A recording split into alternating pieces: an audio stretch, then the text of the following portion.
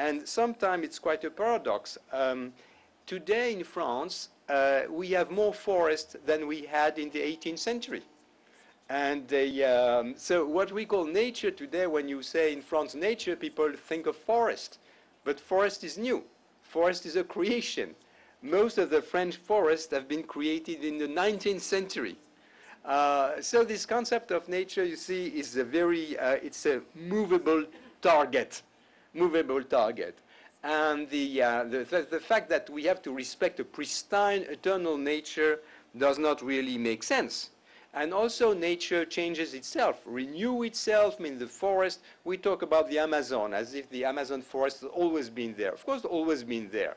But it's not the same tree. I mean, it's a constant renewal. And it is the same, of course, in Patagonia. And but this concept of nature now also has become very important. Sometimes I say, well, it's kind of a religion. I mean, maybe I go too far, but I tell you what I think. I think that the cult of nature increases when the Christian religion decreases. Because the Christian religion and the Jewish religion were based on the idea that the man was above nature. And the Christian religion movement. And once again, it's not a judgment. This is a fact. I try to understand why the green movement appeared in the 1960s and 1970s. So it has to do with the local culture, and it has to do with the evolution of the Western civilization. It has to do with the questions which we started asking ourselves about the validity and legitimacy of progress, as you said, and the validity of Western civilization. You know, is Western civilization that good?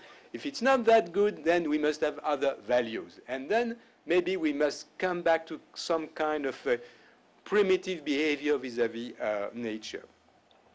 Let's go to item number 3. Everything is connected, of course, which is ecology and the meaning of ecology. Ecology is a very recent concept. It appeared also in the 1950s, 1960s, and really developed in the 1970s. And then we had the Minister of Environment appearing a bit everywhere. I think in France, the Minister of Environment was created in 1971, 1972. So there is a history of ecology. It has not always been there. The problem we have with ecology that it has basically two different meanings, or at least two meanings. One scientific meaning and one political dimension. I think the scientific dimension of the ecology and environment has been very well described by the conference of La Señora Benitez. We had a list, in a way, of what scientific and rational defense of environment means. It's very specific, it's very concrete, you know what you are talking about, and it's extremely precise, and of course each item can be debated, what is biodiversity and so on, but we know what we are talking about. We are talking about facts. And truly enough, there is no, it's perfectly evident that economic development today must take into consideration all this environmental aspect. I mean, there is a consensus on this. There is no debate on this because we are talking about facts. This is reality. But we all know that there is another dimension of ecology, which is a political dimension. This political dimension of ecology is represented actively by NGOs, political parties, lobbyists, and all kind of activists. And you sometimes wonder what is the agenda and what are the motives, what is the rationale beyond this various ecological movements. You have a bit of everything. You have a bit of everything. I would say it goes from the rational to the less rational to the fully irrational. And but it's very difficult to make the distinction sometimes. And well, I would say the fully irrational is the people who escape any discussion and they or do not want to enter into any discussion. La señora ministra mentioned global warming, and I would say 2 or 3 words on global warming. On global warming, you have two type of people. You have people you can talk with and people you cannot talk with. The people you can talk with are people, I get those are the people you met in Mexico, people you can talk with, well, we debate about facts. What do we know, what we don't know, what is proven, what is not proven, what is a theory, what is an hypothesis, what is reality. Okay, you can enter into kind of discussion. But then you have another category, the people you can't talk about, you cannot talk with. The people you cannot talk with say, well, you have to accept that global warming is a fact, it's bad, and we need to stop it at any cost. And if you say, well, no, it's a bit more complicated, okay, you are excluded, you are not part of the church, I don't want to talk with you anymore. Okay. And this applies to many, many fields. So, well, I have nothing against religion, but I like the people to say that it is a religion. The problem I have, maybe there are some of you in this audience, the problem I have with committed ecologists and who participate to this kind of a cultish or religious approach to environment, that they don't tell me they belong to a religion. If they say, well, my religion is to be green, I say, okay, I do respect you. I also have my religion. It's not the same, but you have the right to have a religion. But they pretend it is science. So, and this is dishonest. This is dishonest. It's not very new, actually. You have to remember that Marx presented communism as a science in the 19th century. So, and he was talking about scientific socialism. I mean that ideology very much pretend that they are science. That's not new. But they are not. So there is an hidden agenda beyond the ecological movement, and the hidden agenda is to go against progress and to go against free market and to go against capitalism and to go against the entrepreneurs. Why not?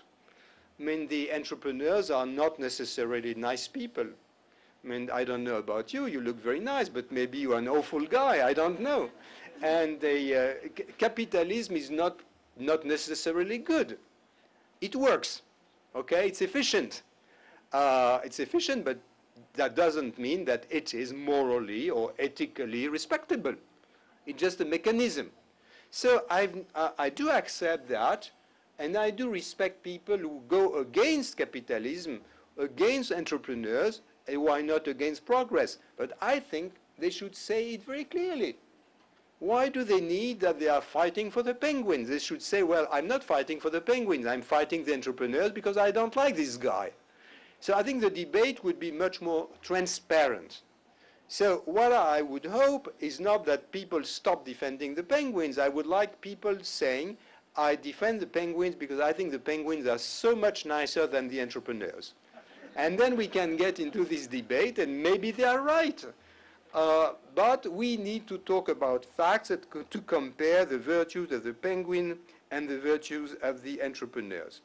So what's very important about ecology is to make all this distinction between people who talk about reality and people who have another agenda, which is kind of an implicit or hidden agenda.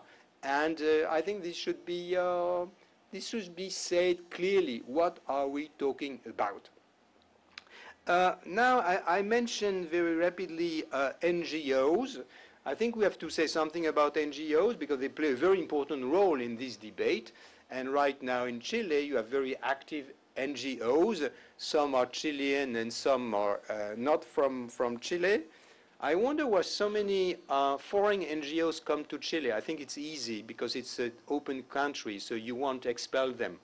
If they wanted to go to Russia or China, I mean, they would be immediately expelled from the country. But you are very tolerant. So Chile is a very easy target. The combination of Patagonia, the mythical Patagonia, Patagonia as a dream, and the fact that you are very tolerant, so this is really open field for NGOs. And so I can understand why they come here and then don't go to other countries which have much more dramatic environmental problem like Russia and China. They just can't go there. So they go where it's easy in a way. Chile is easy for them. So NGOs, it's like ecology. You have the worst and you have the best among NGOs. Really, you have everything. The problem is that you don't know. You don't know because NGOs look nice. They always, present themselves with a very humanitarian or positive agenda. So the agenda looks okay. But the problem with NGOs is that you have no transparency at all. You don't know who they are. They are not responsible in front of anybody. There is no control. There is no transparency. You don't know where the money comes from.